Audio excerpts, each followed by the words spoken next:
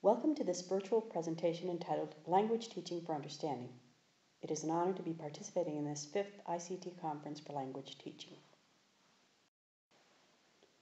Greetings from Bogota, Colombia. My name is Ana Maria Trinidad Samper, and I am an independent educational consultant with 30 years experience in all educational levels as a teacher and administrator. My interests lie in the areas of teaching and leading for understanding, curriculum, bilingual education, teacher training, learning communities, as well as technology and education.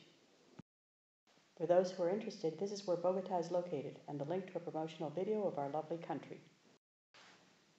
I'm going to ask you to take a few seconds to think about the questions that appear at the beginning of each section on the red slides. I'd like you to think first if you've ever heard of the Teaching for Understanding framework and in what context. Have you ever used it?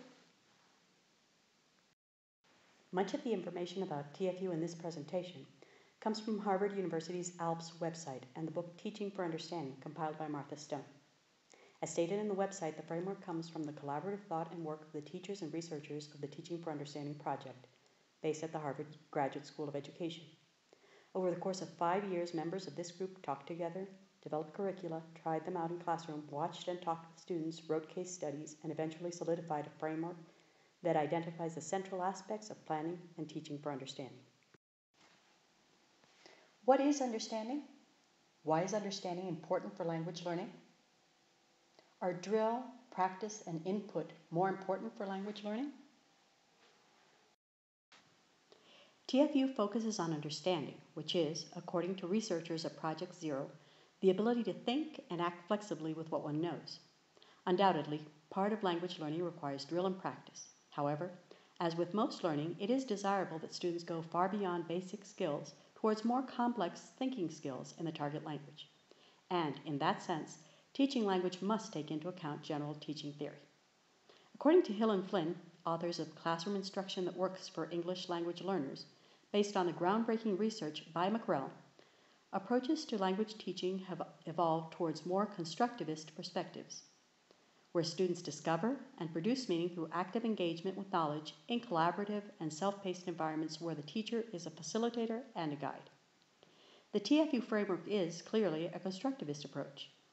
David Perkins affirms this when he says that it challenges the idea that learning is information-centered, reframing the role of the teacher as more like that of a coach, and placing the learner's efforts to build understanding squarely in the center. The framework is based on what the Project Zero researchers refer to as a performance theory of understanding. Developing understanding should be thought of as attaining a repertoire of complex performances. This view is clearly aligned with the definition of language use proposed by the Common European Framework of Reference for Languages when they say that language use, embracing language learning, comprises the actions performed by persons who, as individuals and as social agents, develop a range of competences, both general and in particular, communicative language competences. The TFU framework consists of 4 elements that will sound familiar to many skilled teachers. In fact, the researchers say it evolved through synthesizing analyses of teachers' good practices with theories of effective teaching and learning. Those elements, they go on to say, are not, however, distinct activities, rather intricate components that mesh together to create those significant educational experiences that promote and demonstrate understanding. The 4 elements, which I will refer to further ahead in the presentation, are generative topics, understanding goals, performances of understanding, and ongoing assessment. Aside from the elements of the frameworks, researchers described more deeply the qualities of understanding in order to better define what it meant, as well as enrich and broaden the process of setting understanding goals. In doing so, they highlighted 4 dimensions: knowledge, method, purpose, and communication, and 4 levels of understanding: naive, novice, apprentice, and master. Thus, learning and understanding go far beyond superficial information, and progress can be gauged by the types of performances executed at each of the levels. This perspective can certainly enrich all facets of the language teaching and learning processes. What to teach? How do you decide what is important for students to learn? Within the TFU framework, generative topics are issues, themes, concepts, and ideas that provide enough depth, significance, connections, and variety of perspectives to support students' development of powerful understandings. According to the researchers, a chosen topic is likely to be generative when it is central to the domain or discipline, accessible and interesting to students, excites the teacher's intellectual passions, and is easily connected to other topics both within and outside the disciplines. Curricula organized around broad and riveting topics tend to engage students and respond to their needs. Researchers agree that motivation is a powerful force in language learning. Miara and Scahan, 1989, wrote, Quarter's phrase, given motivation, anyone can learn a language, brings out the importance of motivation and the way it can overcome unfavorable circumstances. This approach to planning promotes both content and language learning. It places the language in context and promotes higher order thinking skills. Hill and Flynn state that just as language learning cannot occur if we only focus on subject matter, content knowledge cannot grow if we only focus on learning the language. Some examples of generative topics in language learning might be imagine, creating new realities, or feelings, nothing more than feelings. Why teach that? Why is it important for students to learn what you are teaching? The framework puts forth that understanding goals are the concepts, processes, and skills students should understand. They help create focus by stating where students are going. They are explicit and public, nested, and central to the subject matter. They may be more specific for a curriculum unit or broad and overarching for a whole course. The latter are called through lines. According to Hill and Flynn, setting clear objectives helps focus the direction of learning, which is especially important for language learners. Learning environments become friendlier when students work toward clearly defined goals and are able to explain what they are learning and why. When those goals are publicly articulated, students can see the big picture and learning is no longer a meaningless, repetitive exercise. Examples of year-long, overarching understanding goals or through lines might be, how can I use language correctly for knowledge? How can I discover central ideas or themes in literature for method? How can I use a new language to better understand myself and others for purpose? How can I communicate better with others for communication? Examples of unit understanding goals might be, what language structures can I use to express things that I imagine? How does literature relate to social conflict? How to teach. How can we engage students in cycles of reflection and action that develop understanding? The third element presented in the framework are the performances of understanding, the activities that give students opportunities to apply knowledge in a variety of situations with guidance from a knowledgeable coach in order to develop understanding. They require students to go beyond the information given to create something new by reshaping, expanding, extrapolating from, applying, and building on what they already know. The best performances of understanding help students both develop and demonstrate their understanding. They are commonly organized in three generally successive categories: messing about, guided inquiry, and culminating performances, and should be distinguished from common classroom activities that may be exciting and engaging, but do not focus intentionally on demonstrating and developing understanding. Effective performances of understanding relate directly to the understanding goals.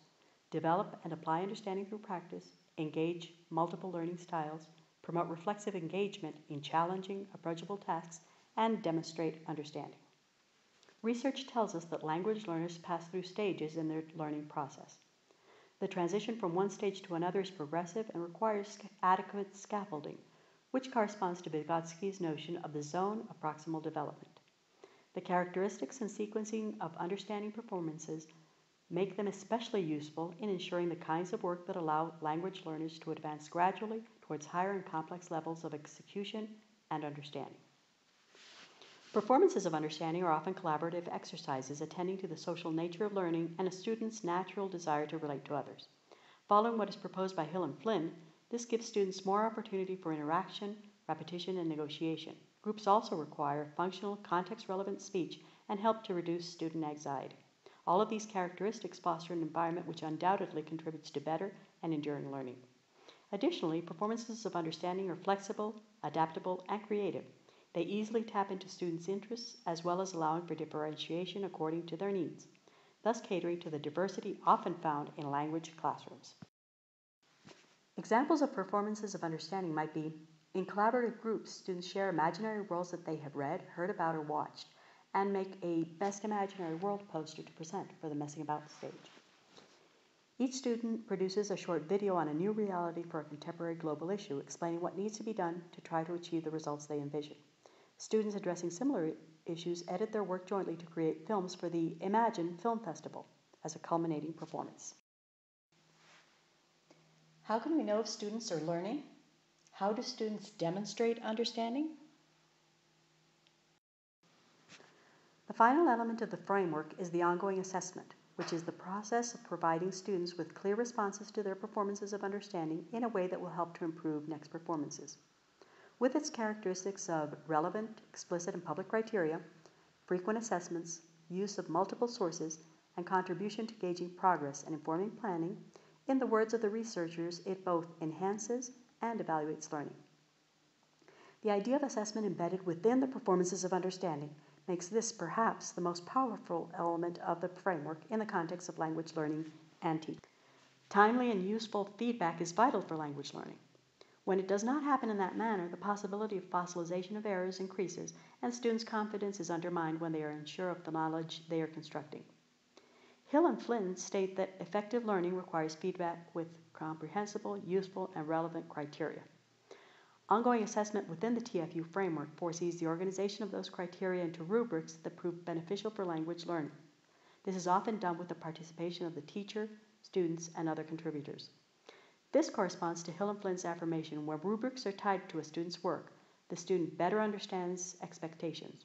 Rubrics also allow grading to be less subjective and more comprehensible to the student. Examples of ongoing assessment might be: expert guests at the festival assess the work using a collectively constructed rubric addressing the desired characteristics of language use and content, relevance, and creativity. In their journals, students periodically assess their progress by answering the questions posed in the understanding goals, comparing their answers, and determining what has contributed to their deeper understanding. How do we put it all together? Why teach language for understanding? The researchers emphasize that the elements themselves are useful lenses for viewing teaching practice. However, in their words, the power of this framework derives from the coherent integration of all four elements. It is not meant to be implemented in a lockstep sequential process, but rather in a fluent, dynamic spiral of continuous cycles of action and reflection. Thinking about one element naturally leads to thinking of the others, and the modification of one, unsurprisingly, leads to rethinking the others, no matter what order is used in planning. Nor is it meant to be a one-size-fits-all solution to all manner of teaching situations. Rather, it helps create a culture of teaching and learning that honors diversity, promotes reflection and collaboration, and strives for excellence. The use of the TFU framework contributes to the creation of significant learning environments that foster autonomy, creativity, problem-solving, ample student participation, and real-life situations. All of these ideas are obviously quite useful and appropriate for language classes. In conclusion, TFU can be a powerful approach in language teaching, providing structure and strategies that will allow students to engage in motivating and meaningful learning they use flexibly in diverse situations. They can learn the language competently and use it to communicate in new and exciting ways, and also to achieve, in Howard Gardner's words, an ever-increasing grasp of the world, which should be the ultimate goal of language teaching. Thank you for sharing this adventure of learning with me. If you have any thoughts, questions, comments, suggestions, please feel free to jot down my contact information and get in touch with me. The references for this work can be found in the text I submitted for the conference. I hope you have a wonderful conference.